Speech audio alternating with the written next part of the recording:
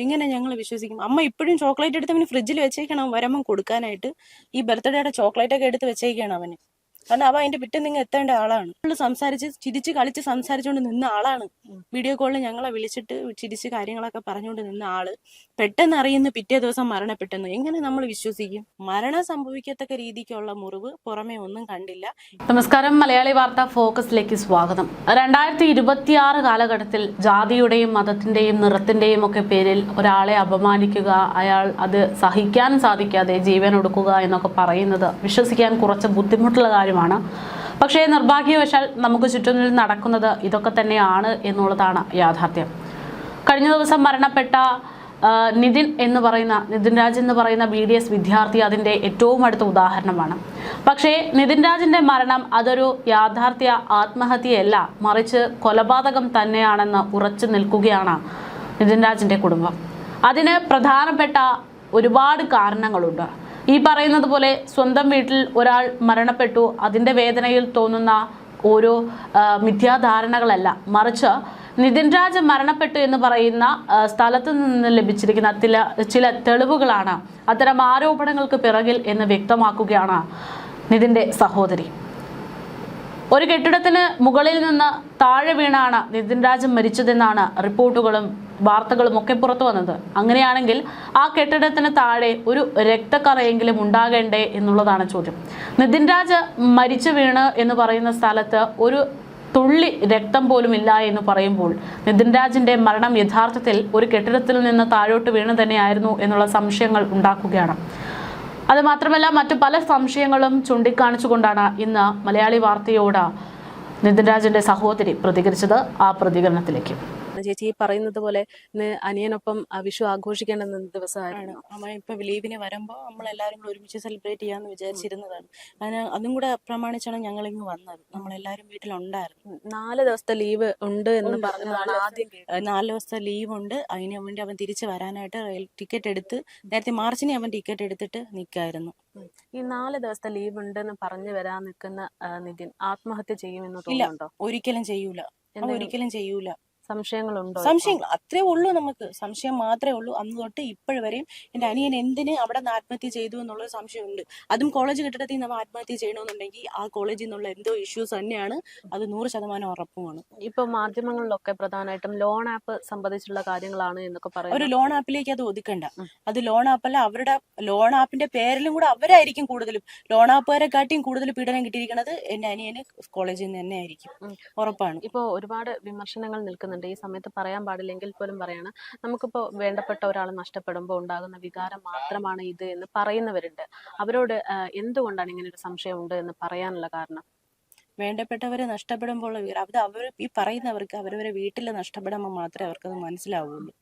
ഞങ്ങൾ 3 മക്കളാണ്, 2 പെണ്ണും 1 ആണുമാണ്. ഞാനാണ് മൂത്ത ആള്. ഏറ്റവും ഇളയ എന്റെ 9 വയസ്സിന്റെ വ്യത്യാസമാണ് ഞാനും അവനും തമ്മിൽ.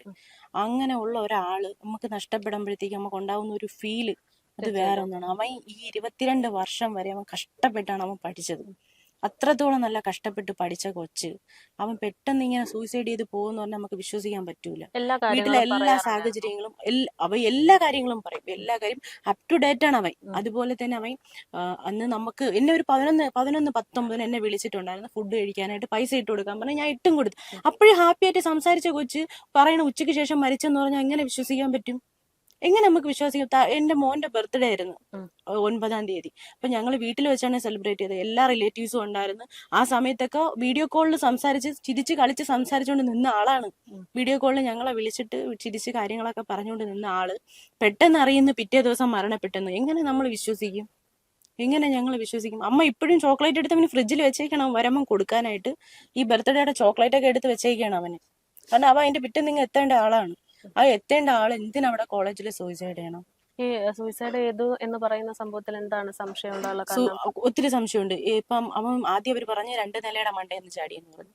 പിന്നെ പറഞ്ഞ 5 നിലയുടെ മണ്ടയെന്നാണ് അവൻ ചാടിയെന്ന് പറഞ്ഞ്. പിന്നെ പറയുന്നത് ഇപ്പൊ പറയുന്നത് എന്താ വെച്ചാൽ ഇത് സൺഷെയ്ഡിനെ കാട്ടിയും ഈ സൈഡിനെ കാട്ടിയും ഒരു അല്പം കൂടെ പൊക്കമുള്ള സ്ഥലത്തിൽ നിന്നാണ് അവൻ ചാടി. അങ്ങനെ ഉള്ള ഒരു സ്ഥലത്തിൽ നിന്ന് ചാടിയിട്ടുണ്ടെങ്കിൽ അവന്റെ ദേഹത്ത് വരേണ്ടതായിട്ടുള്ള മുറിവുകളില്ല. കാലിനൊരു ഫ്രാക്ചർ ഉണ്ടാവുമെന്ന് പറയുന്നുണ്ട്. അല്ലാണ്ട് മറ്റ് ഇവിടെ നിന്ന് പോയി കണ്ടിട്ട് വന്ന ആൾക്കാർ ചേട്ടനൊക്കെയാണ് പോയി കണ്ടത്, വന്നിട്ട് പറയുന്നുണ്ട് അത്തരത്തിലുള്ള ആഴത്തിലുള്ള മുറിവ്, അവനൊരു മരണം സംഭവിക്കത്തക്ക രീതിക്കുള്ള മുറിവ്, പുറമേ ഒന്നും കണ്ടില്ല. ഇന്റേണൽ ഇഞ്ചുറിയെ കുറിച്ചൊന്നും അവർക്ക് നമുക്ക് അത് പുറമേ നോക്കുമ്പോൾ അറിയാൻ പറ്റത്തില്ല. പിന്നെ അടുത്ത് പറഞ്ഞെന്ന് വെച്ചാൽ അവര് ഹോസ്പിറ്റലിൽ 1:30 ചാടി എന്റെ അനിയന 3:30 വരെ അവര് 3:30 അവൻ മരിച്ചെന്ന് പറയുന്നത്. ആ ഹോസ്പിറ്റലിൽ ട്രീറ്റ്മെന്റ് കൊടുത്തു.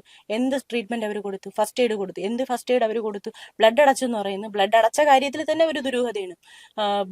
അവന്റെ ബ്ലഡ് ഗ്രൂപ്പ് ഏതാണെന്ന് അറിഞ്ഞുകൂടാതെ കുറച്ചു നേരം അവർക്ക് കൺഫ്യൂഷൻ ഉണ്ടായിരുന്നു. ഒരു റോഡ് ആക്സിഡന്റ് സംഭവിച്ചു വരുന്ന ഒരു വ്യക്തി അവരെ ബ്ലഡ് അറിയാൻ വേണ്ടിയിട്ട് ഹോസ്പിറ്റലുകാർക്ക് കുറെ സമയം എടുക്കും. നമ്മളെ ബ്ലഡ് ഗ്രൂപ്പ് അറിയാന്ന് വെച്ചാൽ പെട്ടെന്ന് അറിയാം. പിന്നെ അവന്റെ ബ്ലഡ് ഗ്രൂപ്പ് എ പോസിറ്റീവ് ആണ്, പെട്ടെന്ന് കിട്ടുന്ന ബ്ലഡ് ഗ്രൂപ്പാണ്. അതിനുവേണ്ടി അവർ ക്ലാസ്സുകളിലും എല്ലാ ക്ലാസ്സിലും പോയി പറഞ്ഞെന്ന്, ആരെങ്കിലും ഒക്കെ എ പോസിറ്റീവ് ബ്ലഡ് ഗ്രൂപ്പ് ഉള്ളവർ വന്ന് ബ്ലഡ് കൊടുക്കൂ, അത് ഒരു പെട്ടെന്ന് അത്യാവശ്യമായിട്ട് ഇങ്ങനെ ഒരു കൊച്ചിന് ഇങ്ങനെ ആവശ്യം വന്ന്. ആ സമയത്താണ് സീനിയേഴ്സ് അറിഞ്ഞത്. അപ്പൊ സീനിയേഴ്സ് പറഞ്ഞ് ചേച്ചി അവൻ ചാടിയ സ്ഥലത്ത് ബ്ലഡിന്റെ ഒരു ഇതും കണ്ടില്ല, അവന് കാലിലൊരു ഫ്രാക്ചർ ഉണ്ടായിരുന്നു എന്ന് പറയുന്നുണ്ട്. വേറെ ഒരു ഡീറ്റെയിൽസ് അവർക്ക് അറിയത്തില്ല. ഇവരെ ഹോസ്പിറ്റലിൽ ഈ ബ്ലഡ് ഗ്രൂപ്പ് പോലും പെട്ടെന്ന് അറിയാൻ പറ്റാത്ത ഹോസ്പിറ്റലിൽ ട്രീറ്റ്മെന്റ് ഇല്ലെന്നല്ലേ നമ്മൾ വിശ്വസിക്കാൻ. ബ്ലഡ് ബാങ്ക് ഉണ്ടെങ്കിൽ അവർ ബ്ലഡ് അന്വേഷിച്ച് ഓടൂലല്ലോ. ആ ബ്ലഡ് ബാങ്ക് ഇല്ലെന്നുള്ള സ്ഥലത്താണെങ്കിൽ അവർ വേറെ ഹോസ്പിറ്റലിൽ എന്തുകൊണ്ട് എന്റെ അനിയനെ കൊണ്ടെത്തിക്കാന്നുള്ള ദൂരമുള്ള അടുത്തുള്ള മറ്റു ഹോസ്പിറ്റലിൽ ഉണ്ടായിരുന്നില്ല. നല്ല ട്രീറ്റ്മെന്റ് അവർക്ക് കൊടുത്തൂടെ? അവിടെ മെഡിക്കൽ സ്റ്റുഡൻസ് പഠിക്കുന്ന കോളേജാണ്. അവിടെ ഈ ബ്ലഡ് ഗ്രൂപ്പിന്റെ അതുപോലെ അറിയാനായിട്ടുള്ള ഫെസിലിറ്റി കുറവായിരുന്നു. അവൻ ആദ്യം പറഞ്ഞ ഐസിയുല് പ്രവേശിച്ചു, പിന്നെ പറഞ്ഞ ഒബ്സർവേഷനിലായിരുന്നു. അവിടെ അവൻ എന്ത് ട്രീറ്റ്മെന്റ് കിട്ടിയെന്ന് ഞങ്ങൾക്ക് അറിയില്ല. സത്യമായിട്ട് ഈ നിമിഷം വരെ അറിയില്ല. കോളേജിൽ നിന്ന് ഒരുത്തര് പോലും പ്രിൻസിപ്പൾ ആയിക്കോട്ടെ, ഒരു സ്റ്റാഫ് ആയിക്കോട്ടെ, അല്ലെങ്കിൽ മാനേജ്മെന്റിന്റെ ഭാഗത്തു നിന്നായിക്കോട്ടെ, ഈ നിമിഷം വരെ ഒരു കോള് വന്നിട്ടില്ല. ഈ നിമിഷം വരെയും വന്നിട്ടില്ല. പിന്നെ ഈ ടീച്ചറിനെ സംബന്ധിച്ചൊരു ലതാ മാം എന്ന് പറഞ്ഞിട്ട് അവന് ഇഷ്ടമുണ്ടായിരുന്ന ടീച്ചർ തന്നെയാണ് അവര്, അല്ലെന്ന് ഞാൻ പറയുന്നില്ല. ലതാ മാം, ബിയാട്രിസ് മാം എന്ന് 2 മാമിനെയാണ് അവന് ഭയങ്കര ഇഷ്ടം. അതിൽ ഈ ലതാ മാമിനെക്കാട്ടി അവന് ഇഷ്ടം ബിയാട്രിസ് മാമിനെയാണ്. ഇവർ രണ്ടുപേരെ കുറിച്ച് എപ്പോഴും പറയും. അതിൽ ബിയാട്രിസ് മാം നല്ല സ്നേഹമാണ്, ഇതാണ് ഇങ്ങനെയൊക്കെ പറയും. ലതാ മാമിനെ കുറിച്ചും പറയും, സപ്പോർട്ടീവ് ആണ് എന്നൊക്കെ പറയുന്നുണ്ട്. അങ്ങനെയുള്ള ഇത്രയും സപ്പോർട്ടീവായ ഒരു സ്ത്രീ എന്തുകൊണ്ട് എൻ്റെ അനിയൻ്റെ അടുത്ത് ഇങ്ങനെ ഒരിത് വന്നപ്പോഴത്തേക്ക് ചോദിച്ചില്ല? എടാ നീ ഒരു കാര്യം ചെയ്യും, അവർക്ക് സംശയമാണെങ്കിൽ ശരി, നീ ഒരു കാര്യം ചെയ്യും, നിന്റെ വീട്ടിൽ വിളിച്ചിട്ട് എനിക്ക് ഞാൻ ചോദിക്കട്ടെ എന്നവർക്ക് പറഞ്ഞുകൂടായിരുന്നു. അവൻ എടുത്ത കോടികളും ലക്ഷങ്ങളൊന്നും ആയിരുന്നില്ല. അത് അവൻ്റെ വീട്ടുകാർക്ക് അറിയാമെന്നുള്ളത്. അത് അവൻ്റെ വ്യക്തിപരമായിട്ടുള്ള കാര്യവും ശരി, വ്യക്തിപരമായിട്ടുള്ള കാര്യം. കോളേജിൽ ഒരു ടീച്ചറിന് കോൾ വന്നു, അവരെന്തുകൊണ്ട് പാരൻസിൻ്റെ അടുത്തൊന്നും ഇൻഫോം ചെയ്തില്ല? അവരെന്തിന് ഫോൺ പിടിച്ചു വാങ്ങിച്ച് വെച്ച്? എൻ്റെ അനിയൻ ഇത്രയും ഹാരാസ്മെന്റ് കൊടുത്തിട്ട് ഫോൺ പിടിച്ചു വാങ്ങിച്ച് എന്തിനു വെച്ച്? അവൻ ആരെങ്കിലും വിളിച്ചൊന്ന് അറിയിക്കണ്ടേ ഇങ്ങനൊരു സംഭവം കോളേജിൽ ഉണ്ടായെന്ന്? അവന് വിളിച്ചറിയിക്കണ്ടേ അവന്? അതിനെങ്കിലും അവർ സമ്മതിച്ചില്ലല്ലോ എന്നുള്ള ഒരു ഭയങ്കരമായിട്ടുള്ള ഒരു ഇത് നമുക്കുണ്ട്. അവരെ ഭാഗത്ത് തന്നെയാണ് 100% തെറ്റെന്നാണ് ഞങ്ങൾ ഇപ്പോഴും വിശ്വസിക്കുന്നത്. അവർക്ക് വിളിച്ചറിയിക്കായിരുന്നു. എൻ്റെ അനിയൻ്റെ പൊട്ടിയ ഒരു കണ്ണാടി കഷ്ണം ഇപ്പോഴും കോളേജിൽ അവൻ വീണന്റെ സ്ഥലത്ത് തന്നെ സൈഡിൽ എടുത്ത് വെച്ചിട്ടുണ്ട്. ഇപ്പൊ ഇവിടെ നിന്ന് പോയ ആൾക്കാരിൽ അവരതെടുത്ത് കൊടുത്തു പോലും വിട്ടിട്ടില്ല. അവിടെ ഇരിപ്പുണ്ട് ആ കണ്ണാടിയുടെ പീസ്, ഇപ്പോഴും അവിടെ ഇരിക്കുകയാണ്. അത്രയ്ക്ക് ഉത്തരവാദിത്വം ഇല്ലാത്ത, അവന്റെ തിങ്സ് എല്ലാം കൊടുക്കേണ്ടതല്ലേ അവര്? അത്രയ്ക്ക് ഒരു പട്ടി അവിടെ നിന്ന് എടുത്തുകൊണ്ട് വരും കണക്കാണ് ഞങ്ങൾ പോയി എൻ്റെ അനിയന്. സീനിയേഴ്സ് പിള്ളേരാണ് അവിടെ വെച്ചിട്ട് അവന് ഒരു പൊതുദർശനം വെക്കണം എന്ന് റിക്വസ്റ്റ് ചെയ്തത്. ആദ്യം ചേട്ടനൊന്നും സമ്മതിച്ചില്ല, അതിൻ്റെ ആവശ്യമില്ല എന്ന് പറഞ്ഞ്.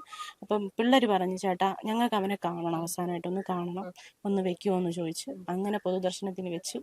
അതും സ്റ്റാഫോ അവിടുത്തെ മറ്റു ആൾക്കാരൊന്നും ഇല്ലായിരുന്നു എന്നാണ് പറഞ്ഞത്. അവിടെ വെച്ചു, കാണിച്ചു, എൻ്റെ അനിയനെ ഇങ്ങ് കൊണ്ടുവന്നു. അവിടെ നിന്ന് പോസ്റ്റ്മോർട്ടത്തിന് മുമ്പാണ് കാണിച്ചത്, പരിഹാരത്തേക്ക് കൊണ്ടുപോയി. ഇത്രയും ദിവസമായിട്ട് പോസ്റ്റ്മോർട്ടം റിപ്പോർട്ട് കിട്ടിയിട്ടില്ല. എത്ര ലാഗ് ആവുന്ന എന്താണെന്ന് ഞങ്ങൾക്ക് അറിയത്തില്ല. ഞങ്ങൾ ഇന്നും ചോദിച്ചായിരുന്നു, സാറേ പോസ്റ്റ്മോർട്ടം റിപ്പോർട്ട് കിട്ടിയാൽ? ഇല്ല, കിട്ടിയിട്ടില്ല, കിട്ടിയാൽ നിങ്ങൾ അറിയിക്കാം എന്ന് പറഞ്ഞിട്ടുണ്ട്. അതിന്റെ കാര്യങ്ങൾ എന്താണെന്നുള്ളത് ഞങ്ങൾക്ക് അറിയണം. ഈ സംശയങ്ങൾ വിരൽ ചൂണ്ടുന്ന ഒരു കൊലപാതകത്തിന്റെ തന്നെയാണ്. അവരെ മാനസികമായിട്ട് പീഡിപ്പിച്ചു കഴിഞ്ഞാൽ അത് കൊലപാതകം തന്നെയല്ലേ? അങ്ങനെ തന്നെയല്ലേ? അവര് ഒരു കൊച്ചിന്റെ ഒരു കാര്യം കൊണ്ടാക്കിയ പാരന്റ്സിനെ അറിയിക്കേണ്ട ഉത്തരവാദിത്വം അവർക്കില്ലേ? കോളേജുകാർക്ക്. അവരതൊന്നും ചെയ്തിട്ടില്ല. ചേച്ചിയോട് എപ്പോഴെങ്കിലും പറഞ്ഞിരുന്നോ ഇങ്ങനെയാണ് ഈ റാമിനെ പോലുള്ള അധ്യാപകർ അവിടെ? നമ്മുടെ അടുത്ത് പറഞ്ഞിട്ടുണ്ട്. നമുക്ക് ഈ റാം അവനെ ക്ലാസ്സിൽ വെച്ച് ഹരാസ് ചെയ്തതിന്റെ അന്ന് ഫോട്ടോ സഹിതം ഞങ്ങൾക്ക് വായിച്ചിട്ടിട്ടുണ്ട്. ഇതാണ് റാം എന്നും പറഞ്ഞ് വായിച്ചിട്ടിട്ടുണ്ടായിരുന്നു. ആ ഫോട്ടോസ് എന്താ പറഞ്ഞത്? എത്ര കാലമായിട്ടുണ്ടോ അങ്ങനെ ഒരു കാര്യം പറഞ്ഞിട്ട്? അത് ഈ ഇടയ്ക്കാണ് ഈ സംഭവം നടന്നത്. ക്ലാസ്സിൽ വെച്ചിട്ട് അത്രത്തോളം എൻ്റെ അനിയനെ അപമാനിച്ചു ഇയാൾ. അത്രത്തോളം ആ ക്ലാസ്സിലെ കുട്ടികൾ തന്നെ, കൊച്ചി തന്നെ പറയുന്നുണ്ട് അവൻ സഹിച്ചതിന്റെ. അവ ആ കൊച്ചിൻ്റെ അടുത്ത് ചോദിച്ചിട്ടുണ്ട്, എന്നെ മാത്രം എന്തിന് ഇങ്ങനെ ടാർഗറ്റ് ചെയ്ത് ഇങ്ങനെ പറയുന്നു, സഹിക്കാവുന്നതിനും അപ്പുറം ആയി വരെയാണ് ആശ എന്ന് പറഞ്ഞപ്പോൾ കൊച്ചി തന്നെ പറഞ്ഞു, എടാ നീ സമാധാനമായിട്ടിരി, നീ സമാധാനമായിട്ട് പഠിച്ചു വയ്യാൽ, ഇനി അടുത്ത വർഷം നമുക്ക് ഇല്ലല്ലോ, നീ സമാധാനമായിട്ടിരി എന്ന് എന്ന് പറയും. ഈ റാമിനെയും കൂടെ പേടിച്ച്, റാമിനെ പേടിച്ചിട്ടാണ് എൻ്റെ അനിയ വീണ്ടും ഈ എൻട്രൻസ് എഴുതുന്നത്. അപ്പം വീണ്ടും എൻട്രൻസ് എഴുതുന്നതിന്റെ കാര്യം പോലും അത് അവിടെ നിന്ന് മാറണം, എങ്ങനെയും അവിടെ നിന്ന് മാറണം. അതുകൊണ്ട് എങ്ങനെയെങ്കിലും ഈ ഒരു വർഷം തള്ളി നീക്കാൻ വേണ്ടി അവൻ നിൽക്കുകയായിരുന്നു. അങ്ങനെയുള്ള ആള് സൂയിസൈഡ് ചെയ്യുമെന്ന് എനിക്ക് തോന്നുന്നില്ല. ഈ റാമിനെ ഇപ്പൊ പുറത്താക്കി പുറത്താക്കി എന്നുള്ളതേ ഉള്ളൂ. അയാൾ എവിടെ? ഇതുവരെയ്ക്കും അയാളെ കണ്ടിട്ടില്ല. അയാൾ എവിടെ? ഇത്രയും കുട്ടികൾ ഇപ്പൊ പറയുന്നുണ്ടല്ലോ, ഇത്രയും ഹരാസ് ചെയ്ത് ഇത്രയും പ്രശ്നങ്ങളുണ്ട്, ഇയാൾ എന്തുകൊണ്ട് അറസ്റ്റ് ചെയ്യുന്നില്ല? സംഗീത മാം ഓക്കെ, അവർ മറ്റു കുട്ടികൾ അവരുടെ പ്രശ്നങ്ങൾ, എൻ്റെ അനിയന്റെ കാര്യത്തിൽ മാത്രമാണ് ഒരു പ്രശ്നം വന്നിട്ടുള്ളത്. എങ്കിൽ റാമിനെ അറസ്റ്റ് ചെയ്യണ്ടേ ഇവര്? റാമിനെ എന്തുകൊണ്ട് അറസ്റ്റ് ചെയ്യുന്നില്ല? റാമിനെ അറസ്റ്റ് ചെയ്യണ്ടേ? അവര് ചെയ്തിട്ടില്ല. ഈ നിമിഷം വരെ ഓരോ കുട്ടികൾ വന്ന് പറയുന്ന കേൾക്കുമ്പോൾ ഞങ്ങൾക്ക് നെഞ്ചു പൊടിയാണ്. കാരണം എൻ്റെ അനിയൻ ഇത്രത്തോളം ദുഷ്ടരായിട്ടുള്ള ആൾക്കാരുടെ ഇടയിലാണ് നിന്നതെന്ന് ആലോചിക്കുമ്പോൾ ഞങ്ങൾക്ക് അത്രയ്ക്ക് വിഷമമാണ് തോന്നുന്നത്. അവനെ നമ്മൾ വിട്ടത് എന്തിനെന്നുള്ളൊരു ചിന്ത. അവൻ ആദ്യം നഴ്സിങ്ങിന് കിട്ടി, ഈ വർഷം തന്നെ കിട്ടിയത് BSc നഴ്സിങ്ങിന് കിട്ടി. അവിടെ നിന്ന് അവന് വീണ്ടും ഹയർ ഓപ്ഷൻ വെച്ചിട്ട് ഇവിടെ ഇതിന് കിട്ടി, ആയുർവേദ ഡോക്ടറിന് കിട്ടി. അവിടെ നിന്ന് വീണ്ടും ഹയർ ഓപ്ഷൻ വെച്ചിട്ടാണ് ഇവിടെ കിട്ടിയത്. അവന് 3 ഓപ്ഷൻ വെച്ച് ജിപ്മറിൽ അഡ്മിഷൻ കിട്ടി. ജിപ്മറിൽ അവന് നഴ്സിങ്ങിന് കിട്ടി. ഞങ്ങൾ പറഞ്ഞു അതിന് പോടാം, അതാണ് ഏറ്റവും ബെറ്റർ. എല്ലാവരും പറഞ്ഞു അവൻ്റെ അടുത്ത്, അത് പറ്റത്തില്ല, എൻ്റെ പേരൻ്റെ ഫ്രണ്ടിൽ ഡോക്ടർ വേണം. ആ ഒരു ആഗ്രഹത്തിൽ പോയ ആളാണ് അവൻ. അങ്ങനെയുള്ള ഒരാൾ ഒരിക്കലും സൂയിസൈഡ് ചെയ്യുമെന്ന് എനിക്ക് തോന്നുന്നില്ല. അതിനനുസരിച്ച് അതിനകത്ത് എന്തെങ്കിലും സംസാരം ഉണ്ടായിട്ടുണ്ടാവാം. ഇവരെ രക്ഷിക്കാൻ വേണ്ടി എന്തെങ്കിലും രാഷ്ട്രീയ ഇടപെടൽ നടക്കുന്നതായിട്ട് രാഷ്ട്രീയ ഇടപെടൽ നടക്കുന്നുണ്ടോ ഇല്ലേ എന്നുള്ളത് ഞങ്ങൾക്ക് അറിയത്തില്ല. പക്ഷെ രക്ഷിക്കാൻ പക്ഷേ ഈ പ്രിൻസിപ്പളിന്റെ സംസാരം കേട്ടിട്ട് നമുക്ക് തോന്നുന്നുണ്ട്, പ്രിൻസിപ്പൾ എന്തോ മറച്ചു വെച്ച് സംസാരിക്കുന്നു. പ്രിൻസിപ്പൾ അധികം സംസാരിക്കുന്ന കൂടിയില്ല. ഈ പ്രിൻസിപ്പൾ ഇപ്പോഴാണ് ഇവിടെ വന്നത്. പക്ഷെ പുള്ളിക്കാരനാണ് എൻ്റെ അനിയൻ ഈ റാമിനെ സംബന്ധിച്ച് പരാതി കൊടുത്തത്. അതിനെക്കുറിച്ച് പ്രിൻസിപ്പൾ പറയുന്നേ ഇല്ല. അവൻ പ്രിൻസിപ്പളിന് കംപ്ലൈന്റ് കൊടുത്തു എന്നുള്ളതിന് അവൻ കുട്ടികളോട് സംസാരിച്ച തെളിവും ഞങ്ങൾക്ക് അയച്ച തെളിവും ഉണ്ട്. മെസ്സേജ് അയച്ചായിരുന്നു, എടാ ഞാൻ പ്രിൻസിപ്പളിന് പരാതി കൊടുത്തു എന്നും പറഞ്ഞുള്ള മെസ്സേജിന്റെ, വാട്സാപ്പിന്റെ മെസ്സേജിന്റെ സ്ക്രീൻഷോട്ടുകളും മറ്റും എല്ലാം നമ്മളെല്ലാം പോലീസിന് കൈമാറുകയും ചെയ്തിട്ടുണ്ട്. അന്വേഷണത്തിൽ തൃപ്തമാണോ? ഇതുവരയ്ക്കും തൃപ്തിയുണ്ട്. ഇനി അങ്ങോട്ട് എങ്ങനെയാണെന്ന് ഞങ്ങൾക്ക് അറിയത്തില്ല.